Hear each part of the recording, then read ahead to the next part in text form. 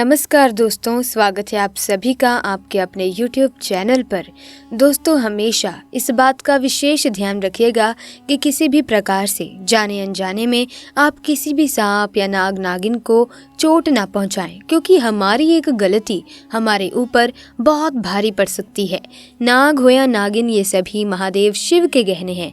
हमारा कार्य है कि जैसे हम महादेव की भक्ति करते हैं, ठीक उन्हीं के साथ ही हमें इनकी भी पूजा अर्चना करनी चाहिए, ना कि इन्हें चोट पहुंचानी चाहिए। दोस्तों, ये घटना घटित हुई बिहार के एक गांव में, जहां अपने नाग की हत्या का बदला लेने के लिए एक नागिन ने करी सारी हदें पार। ये घटना जानकर आपके भी रोंगटे खड़े हो जाएंगे। दोस्तों, इस वीडियो में आगे बढ़ने से पहले महादेव शिव के भक्त कमेंट सेक्शन में हर हर महादेव ओम नमः शिवाय जरूर लिख दें। दोस्तों, ये घटना है बिहार के एक छोटे से गांव अरवल की, जहां दो दोस्त राज और विजय इसी गांव में रहते थे। वो दोनों एक गरीब परिवार से थे, इसीलिए वो दोनों काम के सिलसिले में अक्सर दूसरे गांव जाया करते थे। जिस रास्ते से वो जाते थे, वो रास्ता एक जंगल से होकर जाता था। उसी जंगल में रास्ते के करीब ही एक विशाल बरगद का पेड़ था। उसी बरगद के पेड़ पर एक इच्छाधारी नाग नागिन का जोड़ा रहा करता था। एक दिन की बात है, नागिन यूं ही जंगल में भ्रमण के लिए चली गई, लेकिन नाग वहीं पेड़ के नीचे सो रहा था।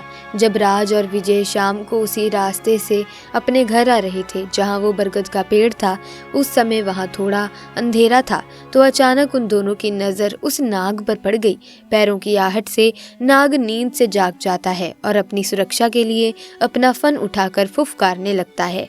नाग को इस तरह से देखकर वो दोनों डर गए। उन्होंने सोचा कि ये नाग हमें जरूर डस लेगा, इसीलिए उन दोनों ने पास में पड़ा एक डंडा उठाया और उस नाग को डंडे से पीट पीट कर मार डाला और उसे उठाकर उसी पेड़ पर लटका दिया।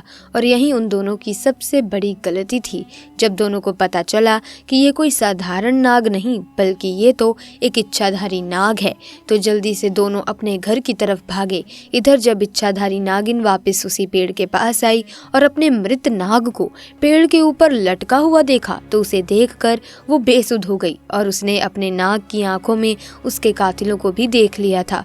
उसके दिमाग में एक ही बात चल रही थी, जिसने भी मेरे नाग की हत्या की है, मैं उन दोनों इंसानों को इसी पेड़ के पास लाकर मारूंगी। दोस्तों, नागिन का गुस्सा 7वें आसमान पर था। ऐसे में दोस्तों, आपको बता दें कि नाग नागिन एक दूसरे से बहुत प्रेम करते हैं, एक दूसरे के बिना नहीं रह सकते। ऐसे में अगर कोई किसी एक को मार कर कोई व्यक्ति इन्हें एक दूसरे से जुदा कर दे, तो ये अपना बदला बड़े ही भयानक तरीके से उस व्यक्ति को मार कर पूरा करते हैं, फिर चाहे उसे कितना भी इंतजार क्यों ना करना पड़े।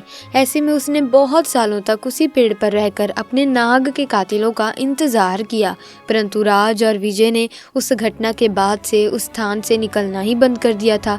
परंतु इच्छाधारी नागिन अपने नाग की हत्या का बदला लेने के लिए बहुत ही ज्यादा तड़प रही थी। उसके सब्र का बांध अब टूटता जा रहा था।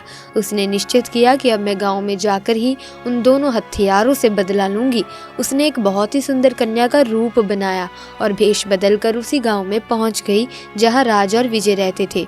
उसने पूरे गांव में नाग की आंखों में देखे उन दोनों कातिलों को बहुत ढूंढना चाहा, पर वो कहीं नहीं मिले। परंतु शाम के समय राज और विजय काम करके जब घर वापस लौट रहे थे, तभी उन पर नागिन की नजर पड़ी। उस समय उसने बहुत ही सुंदर लड़की का रूप धारण कर रखा था। ऐसे में वो राज और विजय को अपनी सुंदरता से लुभाने लगी। वो दोनों उसकी सुंदरता से आकर्षित हो चुके थे। तभी उस लड़की ने कहा कि आओ, मैं तुम्हें स्वर्ग की सैर कराती हूँ, सारे दुख दर्द भूल जाओगे। वो दोनों भी ये सुन बेसुध हो गए और उसके पीछे पीछे जाने लगे। वो उस लड़की की सुंदरता से इतना आकर्षित हो चुके थे कि उन्हें समझ ही नहीं आ रहा था कि वो उसी स्थान पर जा रहे हैं जहाँ पर उन दोनों ने नाग की हत्या की थी। अब वो इच्छाधारी नागिन उन दोनों को लेकर उसी पेड़ के पास आ गई और अपना भयंकर और विशाल रूप उन दोनों को दिखाया, जिसे देखकर दोनों के होश उड़ गए और डर के मारे दोनों कांपने लगे। नागिन ने उन दोनों को डस डस कर उसी पेड़ के पास मार दिया और पुनः उसी पेड़ के पास रहने लगी। दोस्तों, अगर आपको ये वीडियो अच्छी लगी तो लाइक करें, शेयर करें और चैनल को सब्सक्राइब करके बेल आइकन को प्रेस कर दें, ताकि नए वीडियोस की अपडेट आपको मिलती रहे। आपका बहुत बहुत धन्यवाद। हर हर महादेव।